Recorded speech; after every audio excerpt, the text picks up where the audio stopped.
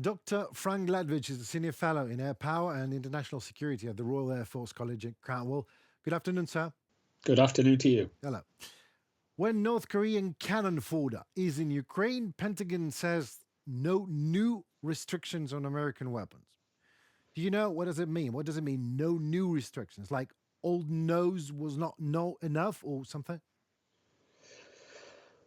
The last reference, I can only assume, is somehow meant to refer to the request by Zelensky in his most recent victory plan that the Americans donate Tomahawk cruise missiles to Ukraine, which they have unequivocally ruled out. I think what they're saying is that is an old restriction and will not be changed. That's all I can assume by that. All right. Well, let's see. How the situation will develop. But let me ask you the question that you probably know the answer because you're a professional, obviously. America's F-16s, Russian MiGs and Su's, French Mirage maintenance is costly and takes time. So, what do you think is better? That fighter jet zoo, pardon me for that saying, Exactly. or less machines, but more strategically and militarily homogeneous, so to say? Yeah, I think that's essential. Everybody's promising jets. Right. It's my understanding, by the way, if we just look by analogy at the land domain, the Ukrainian army now has who knows how many now versions of Western tanks, not to mention their own quite capable ex-Soviet models, such as the T-64, which are perfectly capable of doing whatever job they need to do. Instead, what's happened is much has happened, by the way, with the German army in the campaign against the Soviet Union.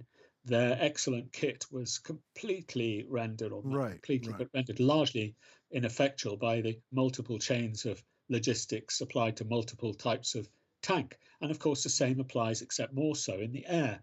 And I've always argued that if you're going to have an army, then let it be an army with one species of kit, namely the Americans, probably, rather than 15, namely everybody and his wife in Europe, which is causing chaos logistically. And we're seeing that same syndrome develop in the air.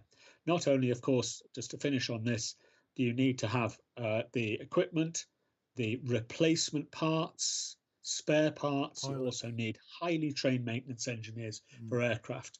And that takes almost as long to develop that kind of expertise as for the air crew.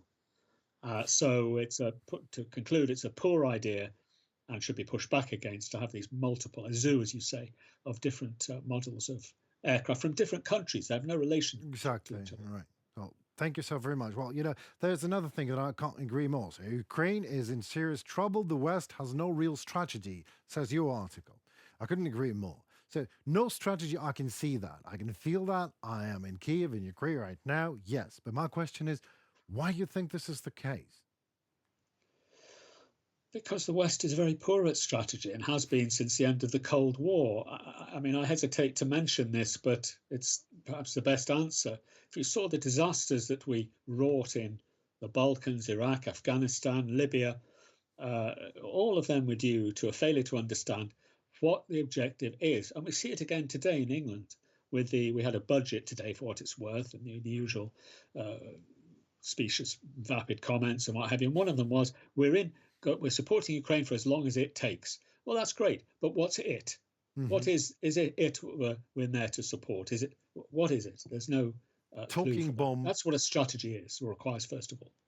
Yeah, I mean, sometimes when I look, about all this massive information that just falls in my head, and I believe that the secret weapon of West, of the collective West, so to say, is the talking bomb that we are about to, drop on Putin's head and talk sense to him, which is not going to happen, obviously. So there is no strategy. There are a peace formula. Everyone has a peace formula or a victory plan on his own. If the Zelensky plan is more or less credible than someone else like Friends of Peace from China, what is that? Look, the fact is that I'm afraid, and I hesitate to say this as well, it's much more serious than anything else I'm going to say today, that I think we have to take the United States at its word. And it has hardly changed its approach for what it is, which is to say the end of its strategy. And that is, we will have to bleed the Russians as long as they can so that they won't do to somewhere in Europe what they're doing to Ukraine. And that, I think, does, to put it mildly, a disservice to the Ukrainian sacrifice that's happened so far. And what Ukraine should be establishing is a very realistic answer is, what is it that you're prepared to support, for how long, and with how much? Right now, there's no answer to that, except, well, we'd like you to fight on as long as you possibly can Right. and see what damage you can do to the Russians. That's not good enough. That's the kind of nonsense we had in Afghanistan, where the answer was, well, we'll just fight on and see what happens. Thank you so very much for being so honest and straightforward. Let me ask you the last question for today. A most congenial spy, MI6 spy turned novelist, spills the beans on Russian espionage. Tell us more about it. Yes, this is Charles Beaumont, who is, I'm very proud to say, a friend of mine and a former, let's put it bluntly, a former spy. And as you and I have discussed before, I am not a spy, and some would say never have been. But I think the same would apply to Charles. He was a spy, or the same by opposition. He was a spy, but is no longer as well. And he has written a couple of books. One is A Spy Alone, and his second novel is coming out quite soon. And essentially, they're about the infiltration of Russian influence, particularly into the UK, but into the West more widely, and the effect that has on our politics. His next book will be on Ukraine itself, and he's visited several times. And I've had a privilege to have an early read of it. It's excellent. And I'm certain it'll be out in Ukraine and Ukrainian in due course. So look out for that, Charles Beaumont. A Spy Alone initially, and then his second book is coming out quite soon. Can't wait to that. It's worth waiting for. Exactly. So I'm waiting. Maybe with a note with a signature, Henry, for you. From can you get it for me?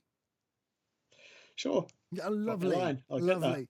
Get that. No That is great. Okay, so thank you so very much for being with us tonight, for your time again, and for your outstanding expertise in your area, and not only in your area, pleasure. actually. It was a pleasure indeed. Slava Ukraini. Героям слава, дякую. Exactly. It was unbelievable, isn't it, to have Dr. Frank Ledwidge, is Senior Fellow in Air Power and International Security at the Royal Air Force College, being so honest and so straightforward with us at UATV English. That is it for tonight. It was me, Henry Keane, and my team at UATV English, and another attempt to bring hard truth in easy terms for you, for the whole free world, directly from Ukraine. Please, do not be shy. Like, subscribe, and comment. Raise your voice. It matters indeed. Thank you so very much, and see you tomorrow.